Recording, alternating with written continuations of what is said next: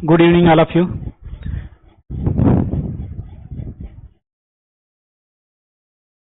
आज डिस्कस होगा आपके साथ जो है मौलिक अधिकार, फंडामेंटल राइट के बारे में आज हम डिस्कस करने वाले हैं। फंडामेंटल राइट क्या होते हैं इसके बारे में आप डिस्कस करते हैं। चलो देखते हैं क्या है फंडामेंटल के बारे में आपको जानकारी होनी चाहिए, क्योंकि हर एक एग्जाम में जो है फंडामेंटल राइट जो है पूछा जाता है, चाहे एसएससी को, चाहे यूपीएससी को, चाहे स्टेट पीसीएस। हालांकि ये जो इस समय चल रहा है, जो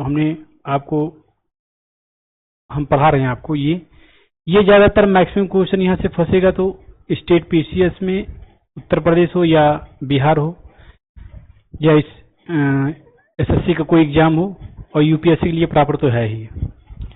आइए देखते हैं क्या है।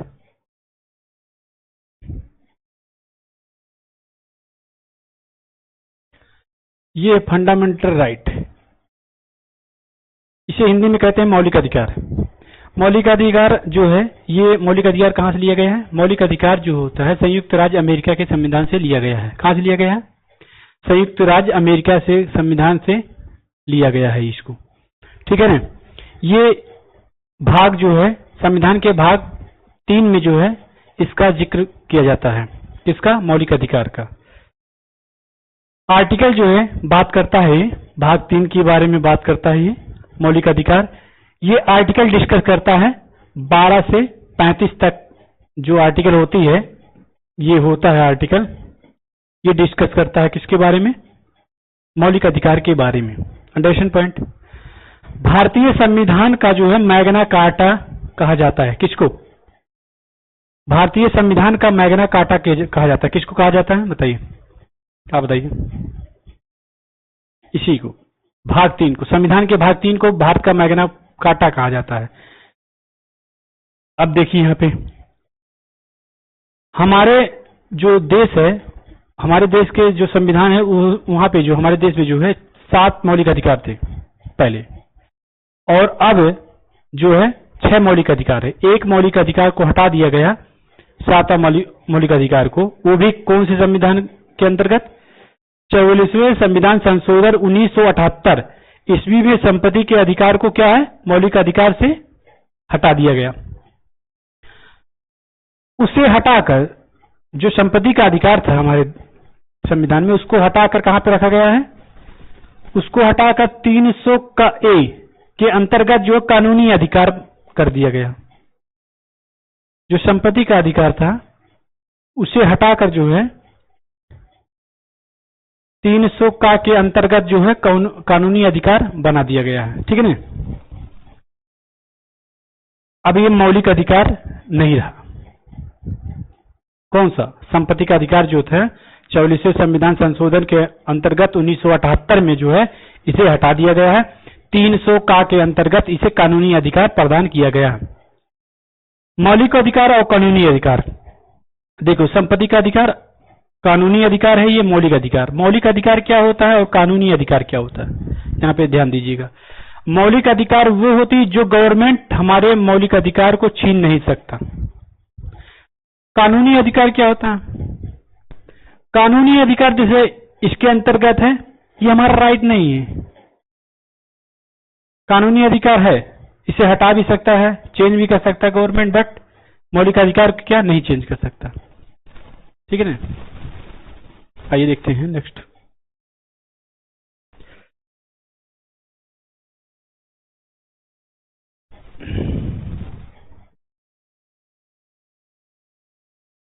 मौलिक अधिकार, हमारे देश में मौलिक अधिकार 6 पाए जाते हैं अभी से प्रेजेंट टाइम में। Understand point.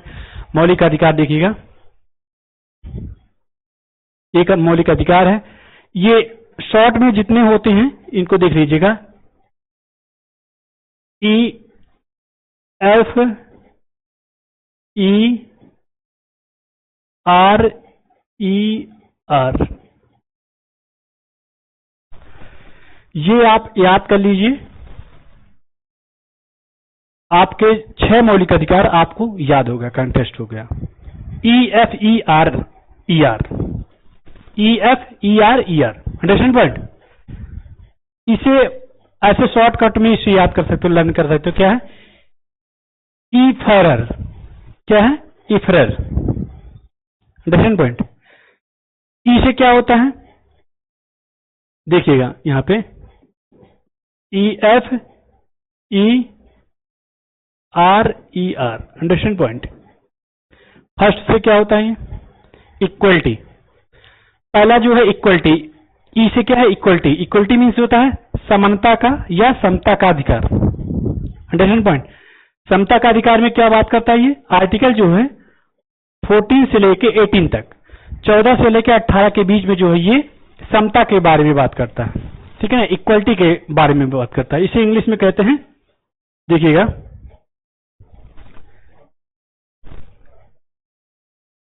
एक मिनट,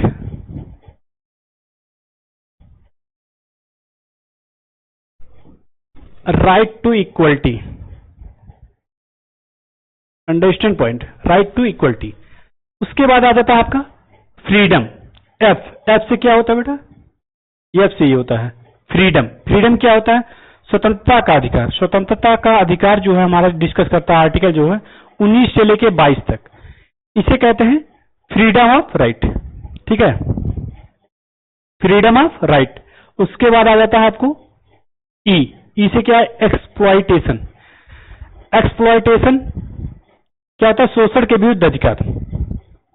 क्या होता है, शोषण के विरुद्ध अधिकार,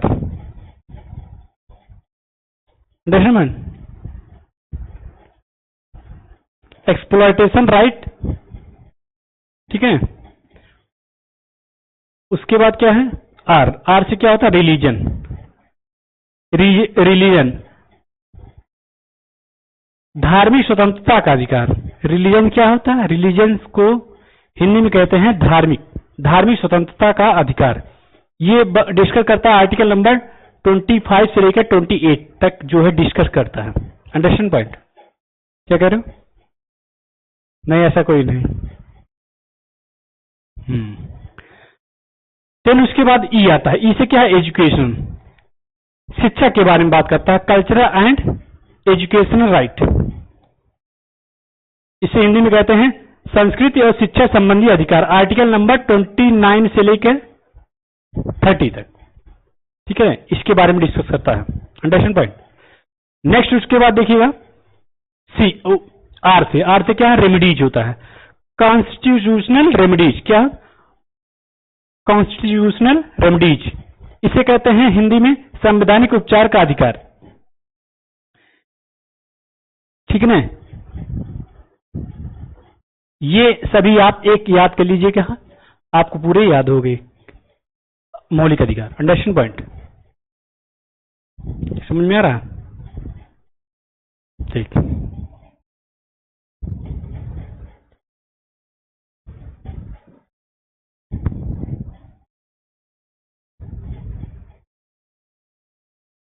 उसके बाद देखिए इसके बारे में डिस्कस से बात करते हैं, समता का अधिकार क्या होता है, ठीक है ना, राइट टू इक्वलिटी क्या होती है,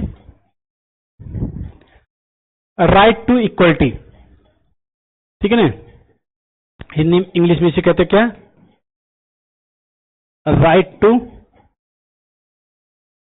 इक्वलिटी, अंडरस्टैंड पॉइंट। ये आर्टिकल डिस्कस करता है कितना, 14 से लेकर 18 तक डिस्कस करता है क्या, राइट टू इक्वलिटी, समता का, समानता का अधिकार। क्या है, समानता का अधिकार। पहला आर्टिकल क्या बोलता है, 14 वाला है, आर्टिकल नंबर 14 क्या बोलता है, विधि के समझ समानता। क्या कहता है, विधि के समझ समानता। इसका अर्थ क्या होता है कि कानून के सामान्य, जो कानून होता है उसके सामने सब एक है, कानून के सामने सब एक हैं, एक समान है। राज्य सभी व्यक्तियों के लिए एक समान कानून बनाएगा तथा उन पर एक समान लागू करेगा। ये बात करता है आर्टिकल नंबर 14। कहता है जो कानून बनेगा हमारे देश में वो सभी पर एक समान रूप से लागू होगा, अंडरस्टैंड पॉइंट। आर्टिकल नंबर 15 आ जाइए, आर्टिकल नंबर 15। आर्टिकल नंबर 15 कहता है, 15 क्या कहता है, धर्म, नस्ल, जाति, लिंग और जन्म स्थान के आधार पर विभेद पर निषेध। कहता कोई भी हो, किसी भी जाति का हो, उस पर जाति भेदभाव या कैसे कपड़ा पहना है, किसी भी रेस्टोरेंट में या कोई गवर्नमेंट कार्यालय में किसी से विभेद या भेदभाव नहीं किया जा सकता। जैसे अभी साउथ की घटना है, एक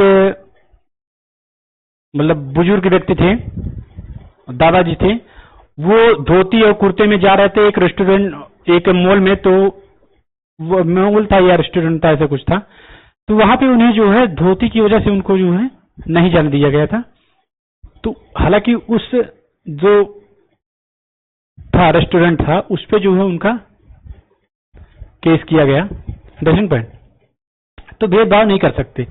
राज्य के द्वारा धर्म, जाति, लिंग, नस्ल, जन्म स्थान के आधार पर नागरिकों के प्रति जीवन के किसी भी क्षेत्र में भेदभाव नहीं किया जाएगा। ये कहता है आर्टिकल नंबर 15, इसके बारे में डिस्कस करता है। उसके बाद आर्टिकल नंबर 16 क्या बोलता है? आर्टिकल नंबर 16 कहता है लोक नियोजन के विषय में अवसर की समता। कहता है आर्टिकल नंबर 16 कहता है लोक नियोजन के विषय में अवसर की समता, ये आर्टिकल नंबर 16 कहता है। इसमें क्या है? कोई भी व्यक्ति हो, सबको गवर्नमेंट नौकरी या सार्वजनिक कार्य में लोक नियोजन के से संबंधित जो है विषयों में सभी नागरिकों के लिए जो है क्या किया जाएगा? अवसर की समानता होगी। जैसे अपवाद में देख लो, अपवाद में क्या है? आरक्षण भी आता है। ये कहता है लोक नियोजन समता के बारे में तो वहां पे बात करता है, लेकिन यहाँ कुछ अपवाद है। जैसे यहाँ पे लोग जो अपवाद है वो पॉजिटिव में ले सकते हैं, जैसे पॉजिटिव डिस्क्रिमिनेशन। क्या है? Positive discrimination. अंडरस्टैंड बन? जैसे आर्मी में विकलांग व्यक्ति को आर्मी में भेज दोगे आप, तो क्या युद्ध कर पाएगा? नहीं युद्ध कर पाएगा। तो वहां पे पॉजिटिव जो डिस्क्रिमिनेशन किया जा सकता है, आर्मी लाइक हेल्थ है आपकी, स्वस्थ हो तो आप जा सकते हो, तो ऐसा ले सकते हैं, लेकिन नेगेटिव किसी पे इंपैक्ट नहीं पड़ना चाहिए। Understand point? सो आइए नेक्स्ट देखते हैं।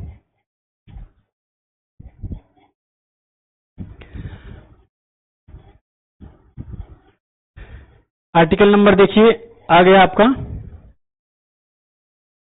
Article number 70। आर्टिकल नंबर 70 जो है अस्पृश्यता का अंत करता है। क्या कहता है? अनटचेबिलिटी जो होता है उसको एंड करता है। अनटचेबिलिटी क्या होती है? अनटचेबिलिटी को हिंदी में कहते हैं अस्पृश्यता।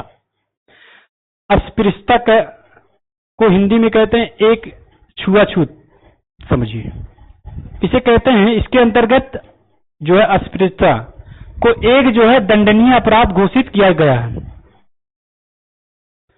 कैसे?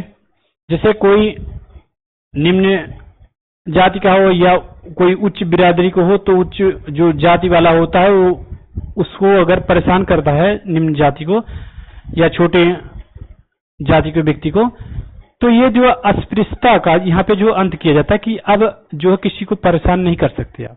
यदि कोई ऐसा उच्च वर्ग वाला किसी निम्न वर्ग को दबाना चाहता है, ऐसा करता है, तो उसके ऊपर क्या किया जाएगा?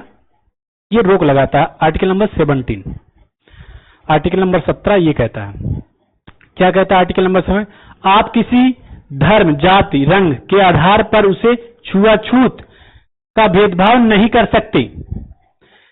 किसी रेस्टोरेंट में बैठे हो, जैसे कई बात देखते हैं हम, आप देखे होंगे यूट्यूब पे, तो कई लोग थोड़ा सा हाई फाई बैठ जाते हैं रेस्टोरेंट में, या कोई भिखारी या कोई गरीब है, पैसा दिया है और रेस्टोरेंट में बैठ गया, तो कई लोग कहते हैं हम हमारी स्टैंडर्ड का नहीं है, इनको बगल हटा दीजिए। तो ऐसा नहीं कर सकते, ठीक ना? अगर यदि आप करते हो, यदि वो व्यक्ति जो बैठा है वो आपके ऊपर जो है अनटचेबिलिटी का केस कर देगा, तो आपको सजा हो सकती है। इसलिए कभी भी ऐसा मत कीजिएगा। अंडरस्टैंड? आर्टिकल नंबर जो है आप 18 के बारे में बताइए। उपाधियों का अंत करता है। कौन सी उपाधियों का अंत करता है? कोई बताएगा? Article number 18। क्या कह रहे हो? शायरी वायरी नहीं आती, सुना देंगे, कोई दिक्कत नहीं, ठीक है नहीं? ठीक है, ये कहता है उपाधियों का अंत करता है। इसके अंतर्गत कौन सी उपाधियों का अंत होता है? देखिएगा, इसके अंतर्गत उपाधियों समाप्त कर दी गई हैं। अब भारत का कोई भी नागरिक अपने नाम से पहले उपाधि नहीं लगा सकता। कौन सी उपाधि? यहां पे उदाहरण में कौन सी उपाधि है? देखो यहां उदाहरण में है, क्या लिखा है? से पूर्व कुछ विद्यार्थी जैसे कुछ विद्यार्थी या कुछ उपाधियों जैसे कि महाराजा, सुल्तान, बादशाह, राय बहादुर, इस तरह की कोई भी उपाधि समाप्त कर, सभी उपाधियां क्या कर दी, समाप्त कर दी। ऐसी उपाधि अब आप अपने नाम के आगे नहीं लगा सकते हो या नाम के पीछे नहीं लगा सकते हो। हालांकि आपके पास डिग्री है, उसके हिसाब से आपको बोला जाता है। जैसे पीएचडी का लिए तो पीएचडी का डिग्री लग जाता है। यहाँ पे एजुकेशन से रिलेटेड आप लगा सकते हो, बट कोई राजा से रिलेटेड नहीं लगा सकते। Understand point. जैसे आप प्रोफेसर है तो प्रोफेसर का डिग्री में हो जाएगा, डॉक्टरी का लिए तो डॉक्टरी लग जाता है। Understand point.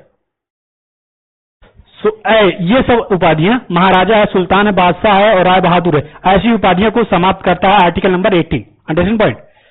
फिर उसके बाद क्या कहता है, राष्ट्रीय पुरस्कार जैसे कि भारत रत्न, पद्म विभूषण, पद्म, ये विभूषण आदि के लिए जा सकता है, पर इन्हें उपाधि के रूप में प्रयोग नहीं किया जा सकता है। पद्म विभूषण पाए हो, भारत रत्न पाए हो, पद्म पाए हो, ऐसे जो पुरस्कार होते हैं, ठीक है ना, आपको राष्ट्रपति द्वारा दिया जाता है, तो इसका यूज जो है अपने निजी के लिए नहीं लगा सकते। जैसे आप अपने जैसे कई लोग गांव में देखोगे तो बोर्ड एक बनवाते हैं, डॉक्टर, एमडी या आईएएस ऐसे, तो ये उपाधि यहाँ पे नहीं लगा सकते कि भारत रत्न बाई, ठीक है ना, भारत रत्न ऐसे लिख के अपना बोर्ड नहीं लगा सकते, ये बैन है। बट डॉक्टरी वाला लगा सकते हो, जैसे डॉक्टर हो आप हो, ठीक है ना, प्रोफेसर वगैरह, ये सब चलता है एजुकेशन फील्ड से। इसमें कुछ अपवाद हैं, ठीक है, अभी बता देंगे, टेंशन न लीजिए आप, ठीक है ना। इसमें अब एजुकेशन आर्मी रैंक को जो है प्यारेलाल दुरेडिया द्वारा अनुभव कह रहा है, एजुकेशन राइट में होता है और आर्मी होता है। अब आर्मी कोई अपवाद तो नहीं है, क्योंकि इसमें यदि आप फिजिकल रूप से जो है स्ट्रांग नहीं तो आप लड़ नहीं सकते हो, ठीक है ना, तो ये डिस्क्रिमिनेशन नहीं इसे बोल सकते, ठीक है ना, ये कंपलसरी भी है, हमारे देश की सुरक्षा की बात होती है, तो इस पे ना जाइए आप। अंडरस्टैंड पॉइंट, राइट के लीजिए।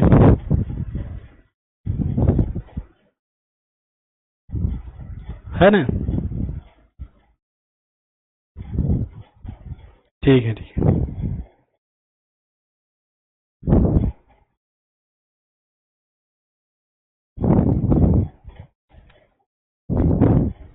कौन सा शायरी सुनना है आपको? अरे यार, सब शायरी मार दे इसका मतलब जरूरी है हम भी मारेंगे। मान लीजिए किसी को नहीं पता तो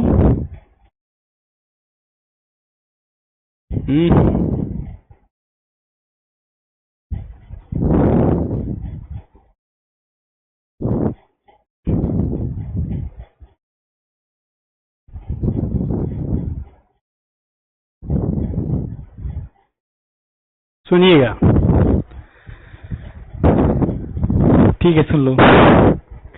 हम अपनी इसी अदा पर थोड़ा गुरूर करते हैं, हम अपनी इसी अदा पर थोड़ा गुरूर करते हैं, नफरत हो या हम मोहब्बत दोनों भरपूर करते हैं। Understand point?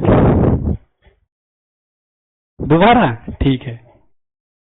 हम अपनी इसी अदा पर थोड़ा गुरूर करते हैं, हम अपनी इसी अदा पर थोड़ा गुरूर करते हैं, नफरत हो या मोहब्बत दोनों भरपूर करते हैं।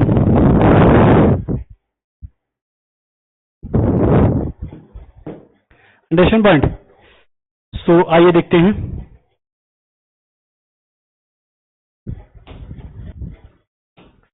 ये हो गया होगा।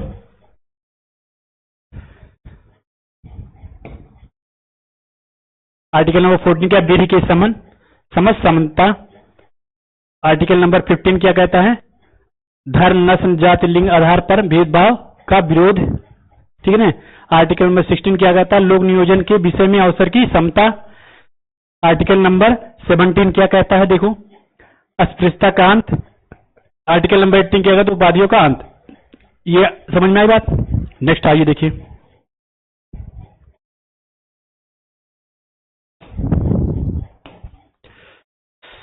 इसमें है स्वतंत्रता का अधिकार।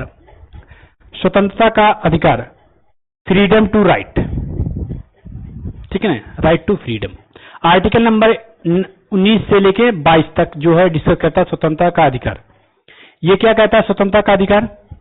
स्वतंत्रता का अधिकार कहता है आर्टिकल नंबर 19 के अंतर्गत वर्तमान समय में हमें कुल जो है 6 स्वतंत्रता के अधिकार हैं, पर मूल संविधान में कितने हैं? 7 हैं। अभी जो है क्या है? 6 कुल स्वतंत्रता के अधिकार हैं, बट मूल संविधान में ये पूछ रहे हैं, क्वेश्चन पूछ सकता है मूल संविधान में कितना था? 7 तरह की स्वतंत्रता का उल्लेख है, लेकिन अभी प्रेजेंट टाइम में 19 मतलब 6 है। मीन्स उन्हें आर्टिकल नंबर 19A क्या कहता है? बोलने की स्वतंत्रता।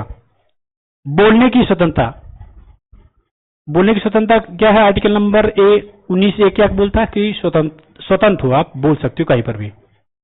जैसे मीडिया वाले हैं कहीं भी कैमरा वो लेके चले जाते हैं, ठीक है ना, बोलने के लिए कि आप बोलिए, उनका राइट है।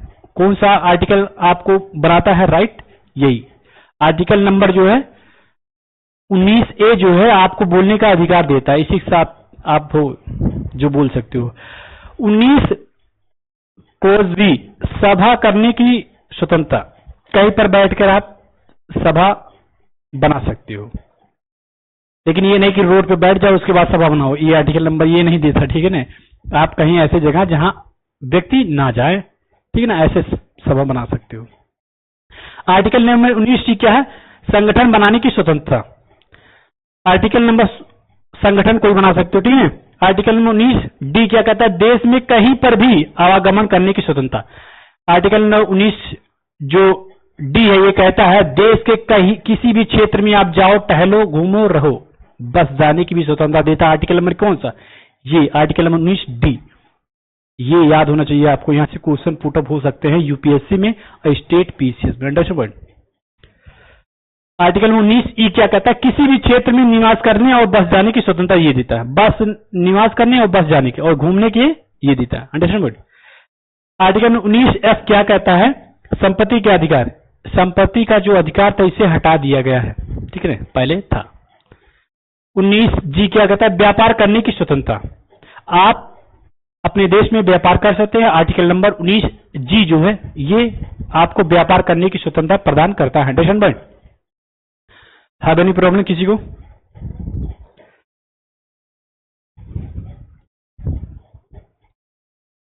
उसके बाद देखिएगा आर्टिकल नंबर 20 क्या कहता है? आर्टिकल नंबर 20 कहता है दोष सिद्ध के संबंध में संरक्षण। कहता है कोई भी व्यक्ति हो दोषी पाएगा वो, उसके सिद्ध के संबंध में जो है संरक्षण भी मिलता है। क्या कहता है? इसके अंदर 3 प्रकार की स्वतंत्रता का वर्णन किया गया। आर्टिकल नंबर 20 इसके अंतर्गत 3 प्रकार की स्वतंत्रता का वर्णन है। कैसा? पहला, एक अपराध की एक सजा। ये क्या कहता है? कहता है कोई भी अपराध हो, एक अपराध की हो उसकी एक ही सजा होगी, मतलब कई ठीक नहीं सजा दे सकते हो। अंडरस्टैंड? दूसरा क्या है? ये कह रहा अपराध करते समय जो कानून बना है उसी के तहत सजा। ये क्या कहना चाहता है? ये ध्यान देने वाली बात है। अपराध करते समय जो कानून बना है उसी के तहत सजा। ये कहता है कि जिस समय आपने अपराध किया उस समय जो कानून बना उसी के अंतर्गत आपको सजा होगी। ये नहीं कि अमेंडमेंट दूसरा होगा, कोई संशोधन किया गया उसके अंतर्गत जो पहले आपने कोई अपराध किया उस पर सजा होगी। नहीं, अमेंडमेंट जो हुआ संशोधन इस आधार पर उसको नहीं किया जाएगा। जैसे आपने 2016 में कोई अपराध किया है, ठीक है ना, उस समय जो कानून बना था उसके हिसाब से आपको जो है दंड दिया जाएगा। नहीं, ये नहीं कि आज जो संशोधन उसमें हुआ उसके अनुसार दिया जाएगा, ऐसा नहीं होगा, ठीक है ना। उसके बाद क्या कहना चाहिए? खुद के खिलाफ गवाही देने के लिए बाध्य नहीं किया जा सकता। आप जैसे हो, आप स्वयं के लिए गवाही देने के लिए बाध्य नहीं हो, ये कहता है। अंडरस्टैंड भाई? आर्टिकल नंबर 21 क्या कहता है? 21 क्या कहता है? प्राण एवं दैहिक स्वतंत्रता। सभी को जीवन जीने की इच्छा होती है, बहुत लोग मरने की इच्छा भी होती है, क्यों? हाँ, तो ये कहता है इसके अंतर्गत सभी व्यक्तियों को जो है कानूनी सीमा के भीतर देखो इसके अंतर्गत सभी व्यक्तियों को कानूनी सीमा के अंदर जीवन जीने का अधिकार है। ये नहीं कानून के बाहर भी जी सकते। कानून के बाहर में समझ रहे हो आप? जैसे एक किसी को मारकर या गाड़ी आप चला रहे किसी को ढकेल दे इधर उधर, ऐसा नहीं कर सकते थे। कानून के दायरे में काम आपको रहना है। किसी भी व्यक्ति से जीवन जीने का अधिकार छीना नहीं जा सकता। आर्टिकल नंबर 21A क्या कहता है? शिक्षा का अधिकार। ये इंपॉर्टेंट है। आर्टिकल नंबर 21A क्या कहता है? शिक्षा का अधिकार क्या कहता है? देखिएगा 86वें संविधान संशोधन 2002 के अंतर्गत 6 से 14 वर्ष की आयु के समस्त बच्चों के लिए शिक्षा निःशुल्क अनिवार्य करने का प्रावधान जोड़ा गया है इसके अंदर। Understand point?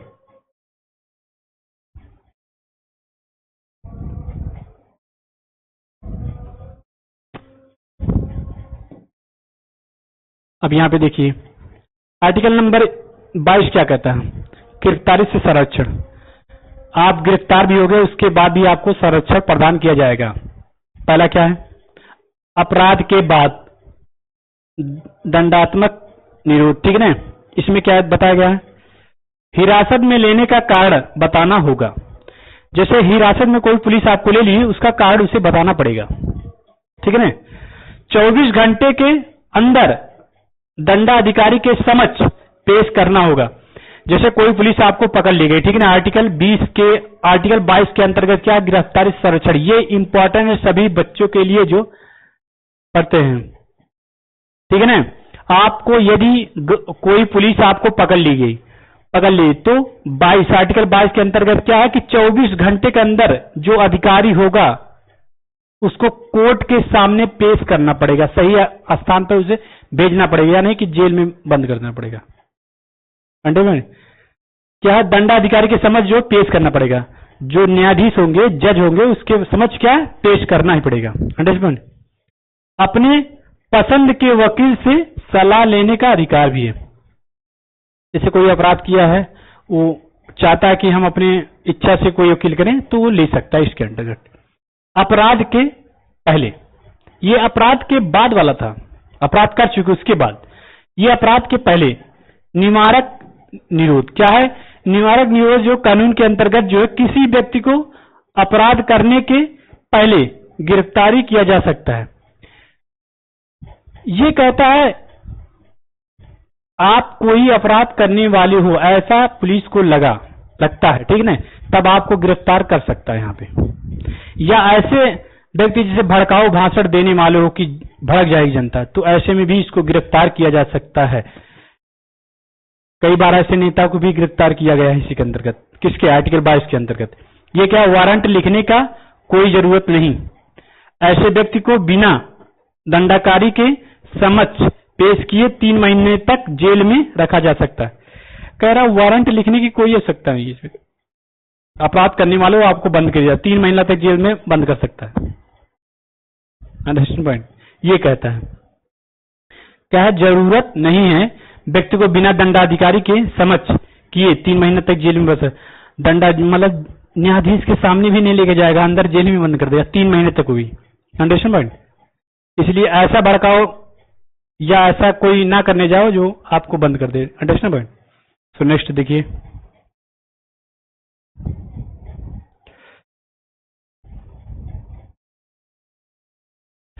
ये क्या कहता है?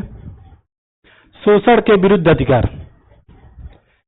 शोषण के विरुद्ध अधिकार आर्टिकल नंबर 23 से लेकर 24 तक। आर्टिकल नंबर कहता है 23 क्या कहता है? मानव के दुर्व्यवहार और बंधुओं मजदूरी पर प्रतिबंध।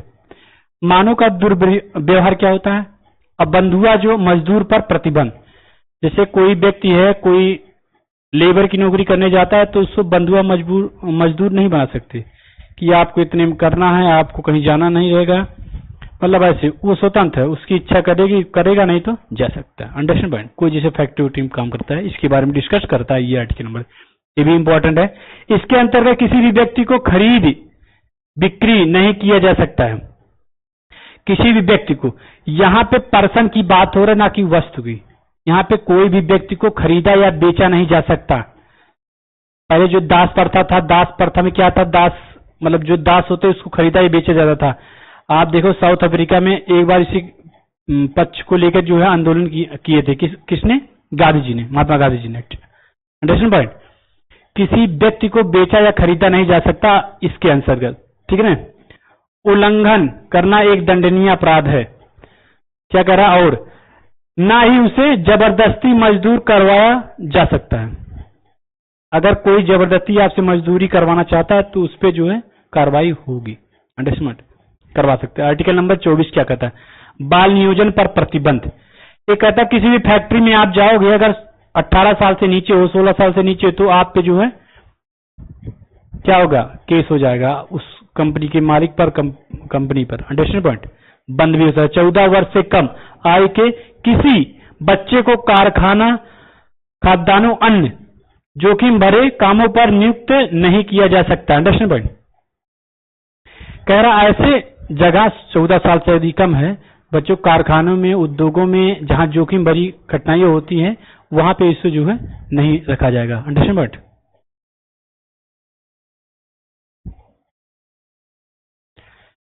उसके बाद देखिएगा क्या है?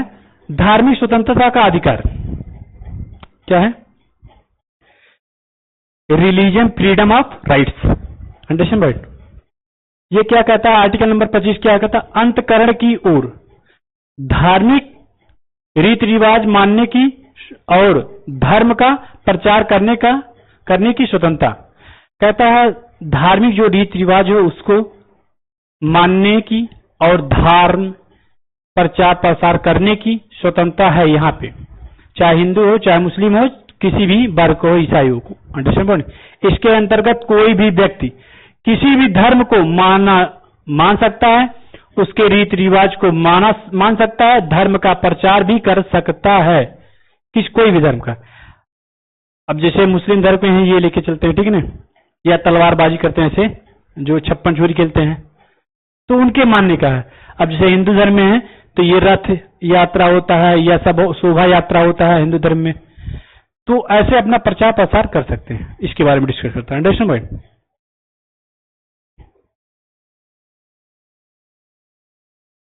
अब देखिएगा यहाँ पे आर्टिकल नंबर 26 क्या है?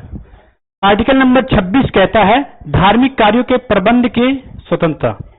कहता है धार्मिक कार्यों के प्रबंध की स्वतंत्रता की क्या है? इसके अंतर्गत कोई भी व्यक्ति अपने धर्म के लिए संस्थानों की स्थापना और कानूनी रूप से धार्मिक संपत्ति का अर्जन, स्वामित्व का शासन करने का अधिकार है। अंडरस्टैंड में? धर्म के लिए संस्थान भी बना सकता है, इसके अंतर्गत स्थापना भी कर सकता है और संपत्ति का दान करता है। ये भी देखिएगा, कोई भी धार्मिक कार्य में यदि आप अपनी संपत्ति का दान करते हैं तो उस पर टैक्स नहीं लगता है, टैक्स फ्री होता है। ये भी ध्यान रखिए। जैसे मंदिर हो गया, ऐसे गुरुद्वारा हो गया, ठीक है, चर्च हो गया, ऐसे मस्जिद हो गया, ठीक है।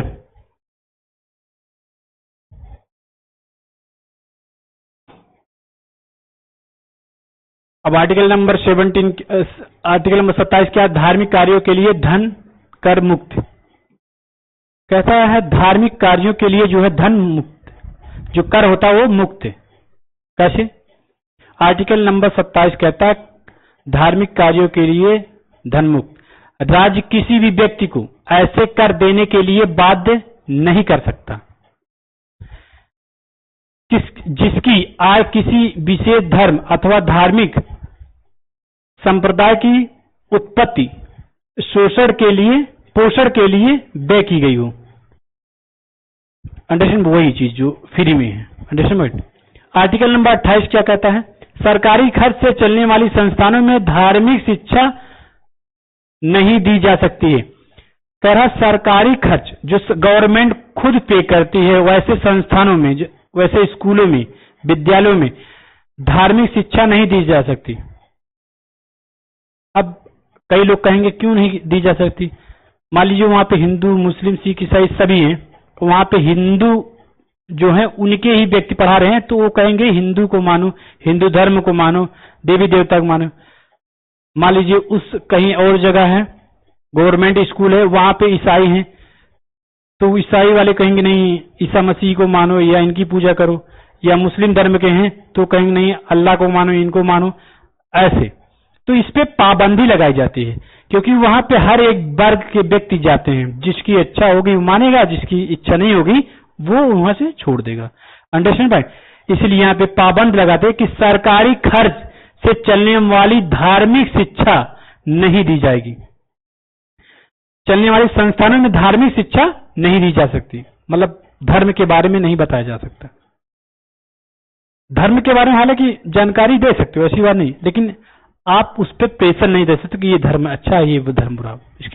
इसके अंतर्गत सरकारी खर्च से चलने वाली किसी भी शिक्षा संस्थान में कोई भी धार्मिक शिक्षा नहीं दी जाएगी। ऐसे शिक्षा संस्थान अपने विद्यार्थियों को किसी धार्मिक अनुष्ठान में भाग लेने या किसी धर्म उपदेश को जबरदस्ती सुनने बाध्य नहीं कर सकते। मतलब अपने धर्म का प्रचार प्रसार करने किसी भी व्यक्ति को आप बाध्य नहीं कर सकते कि इसे मानिए। Understand point? समझ में आ रही है? Thank you. आपको क्या प्रॉब्लम? जहां पे नहीं जिसको आएगा समझ में बता देगा, ठीक है ना? तुम हादम शायरी बोलते हो, शायरी आदम नहीं बोला जाता। आर्टिकल नंबर देखो, आ जाइए। आर्टिकल नंबर, सॉरी ये तो पढ़ा चुके ना।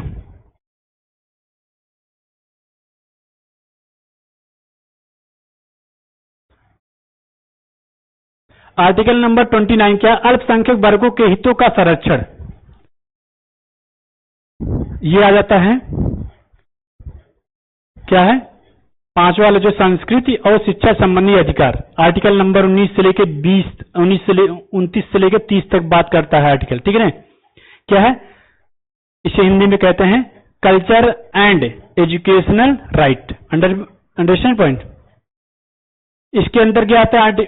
19 के अंतर्गत, 29 के अंतर्गत क्या कहता है? आर्टिकल नंबर 29 क्या कहता है? इसके अंतर्गत जो है कोई भी अल्पसंख्यक वर्ग अपनी भाषा, लिपि, संस्कृति को सुरक्षित रख सकता है और केवल भाषा, जाति, धर्म के आधार पर उसे किसी भी शैक्षणिक संस्थान में प्रवेश करने से नहीं रोका जा सकता। कोई भी वंचित वर्ग हो, जनजाति हो, उसको ऐसे जान लीजिए किसके बारे में संस्कृत और शिक्षा संबंधी अधिकार बात करता है आर्टिकल नंबर 29।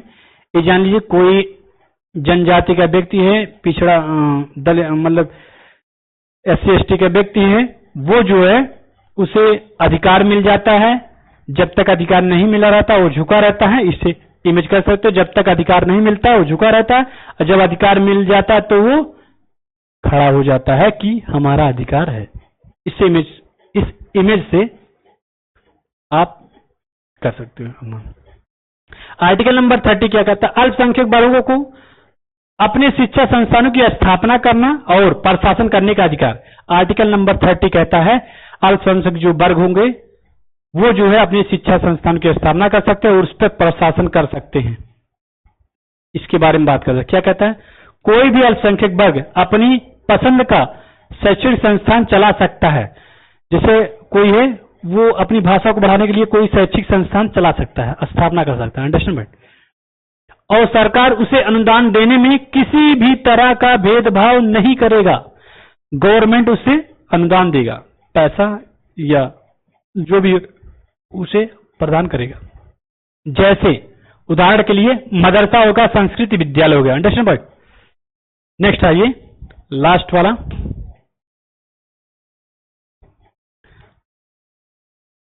ये क्या है? छठवां, संवैधानिक उपचारों का अधिकार।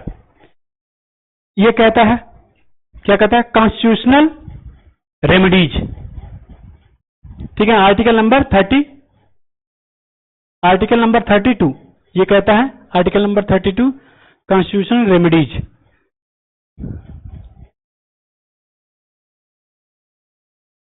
Understand point? ये क्या कहता है? इसके अंदर संवैधानिक उपचारों का अधिकार, इसमें कहा गया है संवैधानिक उपचारों का अधिकार जो है आर्टिकल नंबर 30 को भीमराव अंबेडकर ने बोला है संवैधानिक उपचारों के अधिकार को। डॉक्टर भीमराव अंबेडकर ने कहा संविधान का हृदय और आत्मा कहा। क्या कहा? संविधान का हृदय और आत्मा। किसो कौन से आर्टिकल को कहा भीमराव अम्बेडकर ने? इसी को, संवैधानिक उपचार के अधिकार को। संवैधानिक उपचार के अधिकार को भीमराव अम्बेडकर ने हृदय और आत्मा कहा। इंग्लिश में इसे बोला था heart and soul of constitution, Indian constitution, article number 32 को कहा जाता है। Understand point? इसे मूल अधिकारों का संरक्षण कहा गया है, क्योंकि अगर आपके मौलिक अधिकार का अधिकार हनन होता है तो आप सीधे सुप्रीम कोर्ट जा सकते हो। यदि आपके मूल अधिकार का हनन होता है तो आप डायरेक्ट सुप्रीम कोर्ट जा सकते हो। Understand point? ये सुप्रीम कोर्ट है, हालांकि अब नया बन गया है सुप्रीम कोर्ट, ठीक है ना। सुप्रीम कोर्ट व्यक्ति के मूल अधिकारों को सुरक्षित करने के लिए रिट जारी करता है। यदि किसी व्यक्ति के मूल अधिकार का हनन होता है तो सुप्रीम कोर्ट क्या है? रिट जारी करता है। रिट कितने देखो, यहां पे है 1 2 3 4 5। अब देखिए क्या है। पहला जो बंदी प्रत्याशीकरण है, इसे इंग्लिश में बंदी प्रत्याशीकरण क्या कहते हैं? Habeas corpus. इंग्लिश ये दूसरी वाली है, ठीक है ना। बंदी प्रत्याशीकरण को क्या कहते हैं? Habeas corpus. परमादेश को क्या कहते हैं? मैंडमस। अधिकार परीक्षा को क्या कहते हैं? को वारंटो। प्रतिषेध को क्या कहते हैं? प्रोहिबिशन। और ये क्या है? उत्प्रेषण को सीरियस। Understand point? ये इतने होते हैं।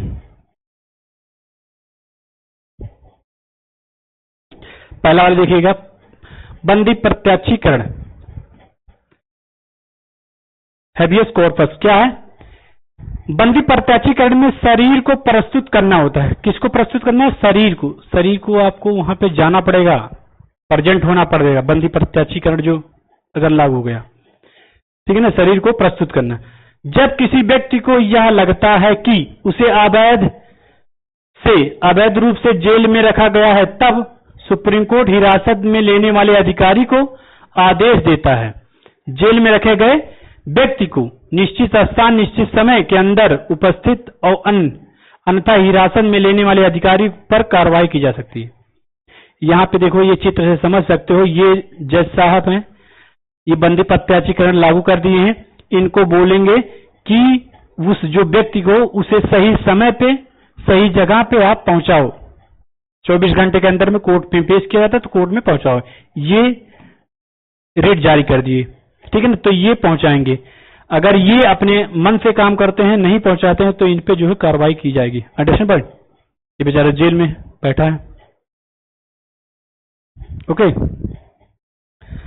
सो नेक्स्ट देखिए, दूसरा क्या है? दूसरा जो है परमादेश, मैंडमस। क्या है?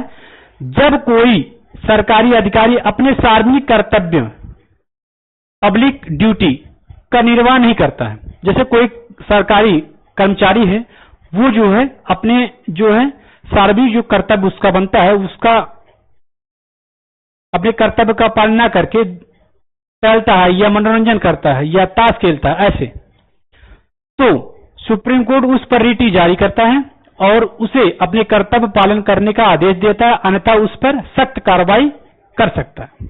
अंडरस्टैंड? निर्वाह न करने पर क्या करता है सुप्रीम कोर्ट? उस पर रिट जारी करता है। कौन सा रिट? ये जारी करेगा। यदि अपने कोई भी गवर्नमेंट एम्प्लॉय है, वो अपना काम सही से नहीं करता है, उस पर रिट जारी करता है। उसके ऊंचे वाले अधिकारी को बोलेगा कि उनसे वो लोग काम करेंगे, अगर नहीं करते हैं तो उस पर कार्रवाई होगी। Understand point? कैसे?